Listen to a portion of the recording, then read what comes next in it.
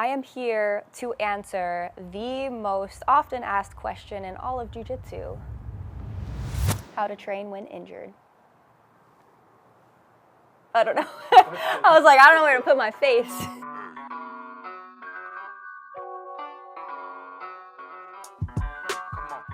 I've actually had 4 knee surgeries, so unfortunately I'm a pro at rehabbing injuries at this point. I know something that helped me was a thing that my strength coach actually said, Alex Sterner. He told me that rehabbing from an injury is a skill in and of itself, and you will get better at it. If you train jiu-jitsu, it's not really something you can avoid completely. So it's very helpful to have some kind of protocol in place before you get injured so that when it happens, you're not spiraling out of control, unsure what to do. Number 1, supplementing, and I don't mean the supplements you're taking, okay? I'm talking about supplementing your jiu-jitsu with something else that makes you happy. Number 2, PT, physical therapy, and strength. Pretty self-explanatory. Get a good strength coach, Electro Performance. 3 is watch technique. Not only technique, but competition footage, so you can still continue to learn and keep your mind active, thinking about jiu-jitsu. Number 4, go to jiu-jitsu. For a lot of us, this is our community. This is where we go to socialize. So it's important, even when you're injured, to go hang out with your community. Number 5 is drilling. So most of the time when you're getting back into training, it's gonna be hard to just go into full-blown sparring right away. Drilling is the perfect segue to go into that.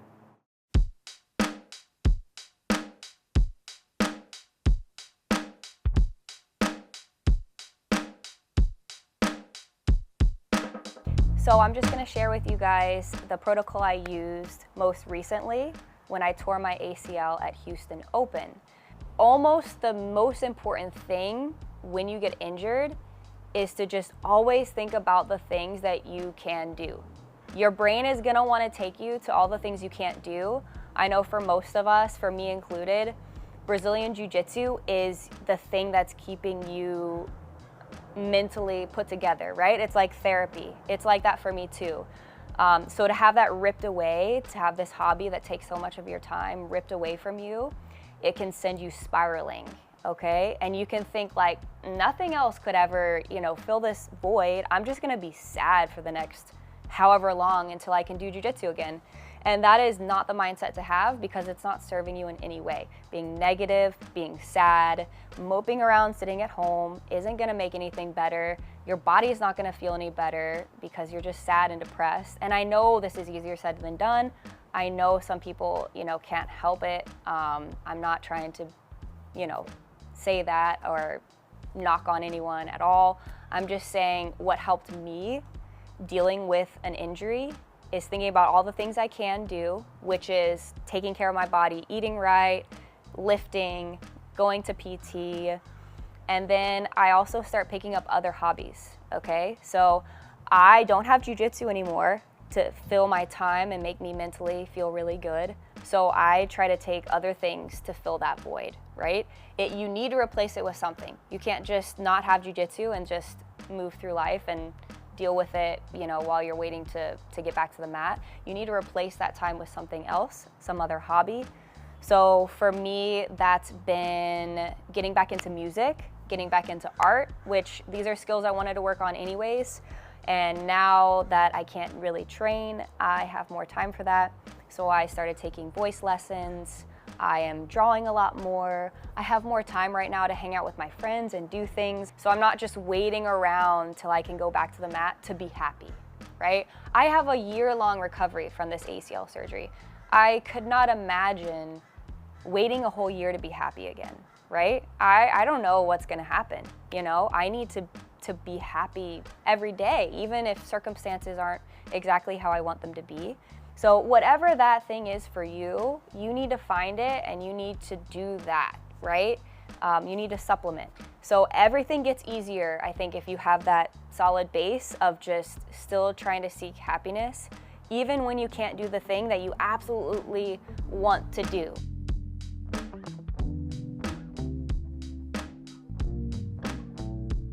So I don't want to waste any time not doing the exact right thing to make my injury heal faster. Within max a week of surgery, I was already in PT twice a week. I had already talked to my strength coach, Alex Sterner, and told him, what was going on. He worked with me with my last ACL surgery as well. So he went ahead and wrote me a program, obviously mostly upper body, but that way I could get in the gym right away when I was feeling up to it and keep my upper body strength.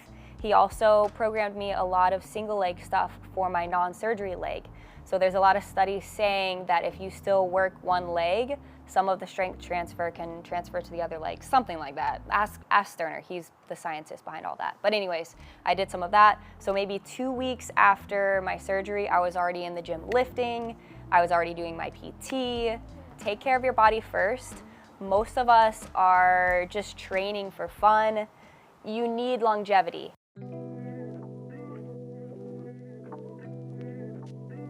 So the third one, like I said, is watch technique. Now, this is very general. A lot of people maybe try to do this, but I think there's a very specific way you should do it to get the most out of it. There is so much jiu-jitsu out there. It can be very overwhelming when you go to sit down and study to know what to study. And I think a lot of us sort of jump around and just get little tastes of a bunch of positions, but this is not the most efficient way of doing it. You really need to zero in on one topic and just focus in on that until you feel like you have a solid grasp of the position. So, for example, if I wanted to learn half guard, right? This is what I would do. Step one, I would watch a ton of technique on this position. I would go on Atos Online, AOJ Online, wherever you want to go, on YouTube, and I would just watch a bunch of technique. And I would also write down the techniques I already know. So I would create kind of a whole system. Say it's half guard, like I said.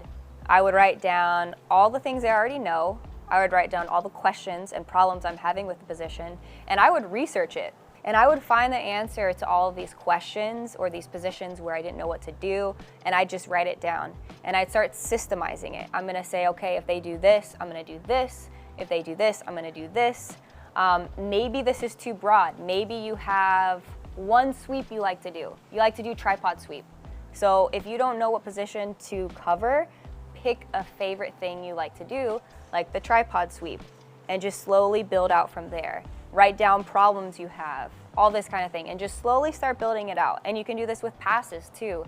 I feel like this is what I did for knee cut. I love that pass, so my passing just kind of started building out around that. So maybe it's I do the knee cut, but then they knee shield me. So going to find that answer, right? But writing it all down, keeping it organized. I know for me, I'm very visual. So on my phone, I actually have albums. So if I was going over half guard, I'll make an album that says half guard. And any video I watch that I feel like is important, a technique I want to add, I will put it in that album. So I'll screen record things, all of that kind of thing, and I'll just organize it in there so I can always go back and watch it. But usually I'll also write it down, so it just keeps everything organized. The second step I would say is just watching people apply it live, right? If you want to do half guard, I would watch a lot of Lucas Leitch, that kind of thing. Just try to find someone who does the technique you want to do really well and study them.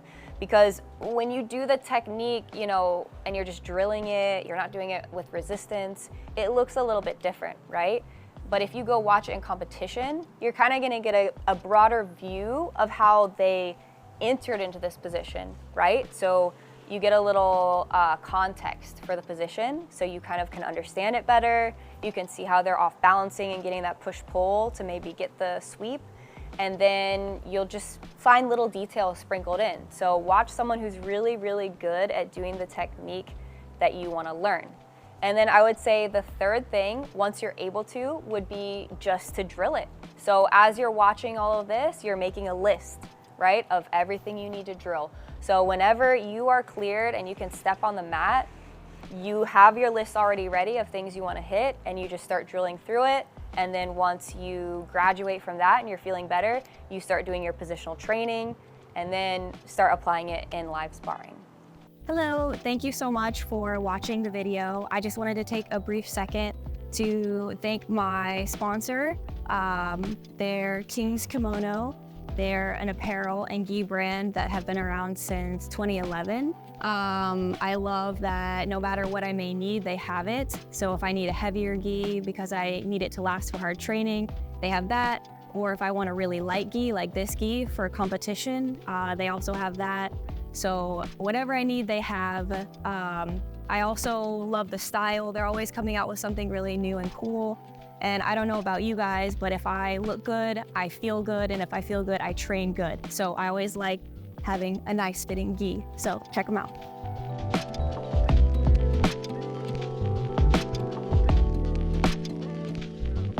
Okay, so the fourth one is go to JiuJitsu.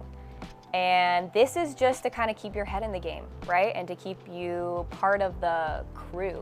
Because I know for a lot of us, JiuJitsu, it's our community, it's our friend group, it's where we go to socialize.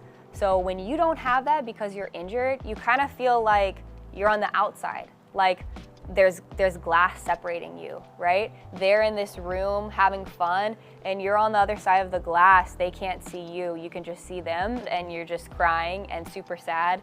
And that's how it feels to be injured. But it doesn't need to be that way, right? You can still go to class and be with your community and watch training. And you can learn so much just by going to class and watching the sparring.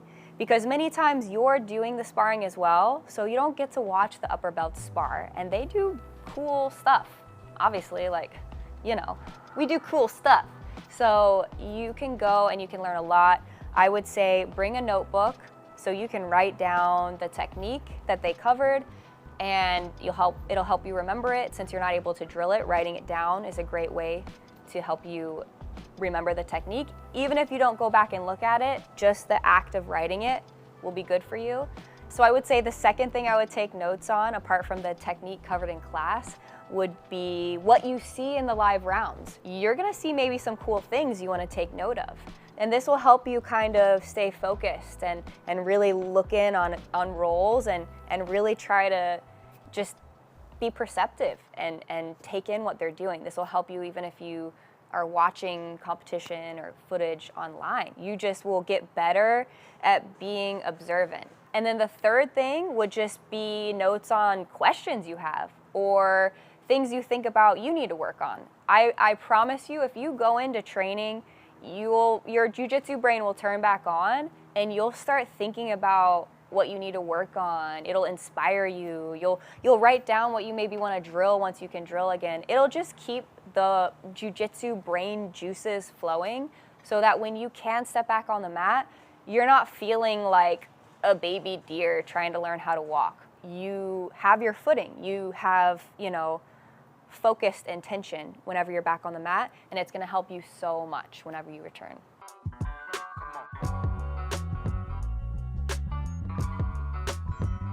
So the fifth one is drilling.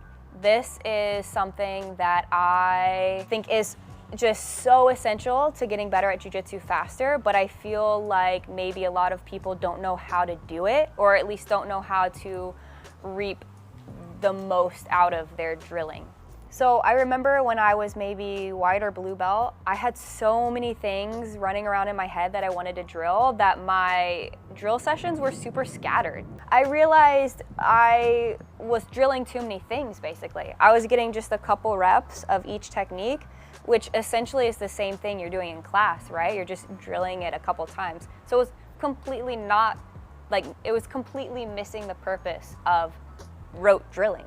So now when I drill, I just pick maybe even just one technique and I just drill it over and over and over again. Normally I do it for time, so I do it with a partner. I'll go for 3 minutes and hit as many reps as I can. They'll do it for 3 minutes, hit as many reps as they can. I'll keep doing the same technique until it feels super smooth, and then I'll move on to the next thing. So sometimes for me, I only need 1 3-minute to get that smooth because I've done it before, and then I'll move on to the next part. So maybe the next part is a reaction. So maybe I'm doing, I don't know, some kind of tripod sweep. No, actually, you know what? a good example would be like a scissor sweep, okay? So maybe I'm drilling my scissor sweep. My first set, I just hit it, super smooth. And then my second set would be what to do if they stand, right? So I'm just building off of that first, maybe most simplest technique to reactions. I remember when I was trying to improve my X guard, I would start with entries. So any position I liked to play, I would work on entries from there into X guard. And then I would work on my off balances, right?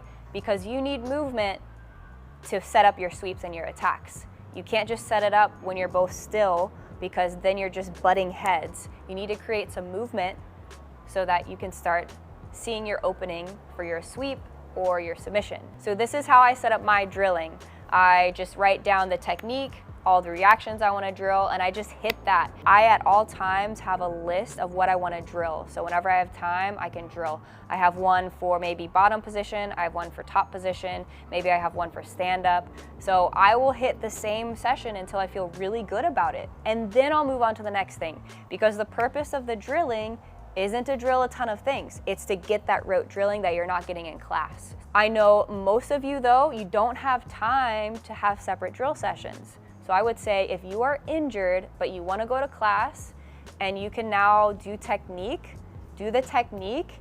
And then whenever everyone's rolling, if you see someone sitting out, grab them and ask them if you can drill on them, okay? So now you're not spending any extra time at the gym. You're just going to a class you are going to go to anyways, and you already have made that list, right? Because you've watched the footage, you've written down what you want to work on, you're all organized, so you're showing up to class ready to do stuff, knowing what you can do, not thinking about the fact that you can't roll. You're knowing exactly what you can do and you're doing it. And I know for me, unfortunately, multiple people are usually injured at the same time. So many times when I'm going to a class, I know, hey, my friend so-and-so is also injured. Let me hit them up before class and see if during the sparring rounds, we can drill back and forth. And it works perfectly. I mean, I would double check with your instructor so they know what you're doing, but this is such a great way to improve even when you're injured and not get sad when you go to class and you can't spar. Okay, so those were my 5 things. I hope you guys found that helpful. I just want to bring awareness that it could happen. Obviously, you want to try to be safe in training. You want to always try to protect your training partners, but this is just a video trying to help you out because it's the dark side of jiu-jitsu, right? Injuries happen. Let's know how to deal with them. Let's talk about it, right? So if you have any suggestions, please drop it in the comments. This is just my opinion and my experience, so let's discuss it.